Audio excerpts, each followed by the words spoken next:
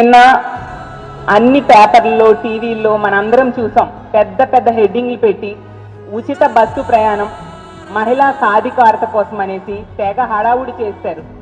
ఆ హడావుడి చూసి నాతో సహా ఈ రాష్ట్రంలో ఉన్న 2.5 కోట్ల మంది మహిళలందరూ ఎంతగానో ఎదురు చూడడం జరిగింది. నిన్న ఏమి వీళ్ళు ఇస్తారా అనేసి ఎంతగానో ఆశపడ్డాం. రాష్ట్రం అంతా కూడా ఉచిత బస్సులో ప్రయాణం చేయొచ్చు అనేసి చూసేసరికి వీళ్ళు ఉచిత బస్సు లాంచ్ చేశారు. దానిలో అర్థమైన విషయం ఏంటంటే మహిళల ఆశల్ని బస్సు టైర్ల కింద తొక్కి పడేశారు. తీసుకుంటే నిన్న శ్రావణ మాసం శుక్రవారం, మహిళలందరూ ఎంతో పవిత్రంగా భావించే రోజు. అలాంటి రోజు ఈ విధంగా మహిళల్ని దారుణంగా మోసం చేయడం ఎంతవరకు సమంజసమని నేను అడుగుతూ ఉన్నాను. అంత పవిత్రమైన రోజు వీళ్ళు గతంలో మేనిఫెస్టోలో అలాగే ప్రతి మీటింగ్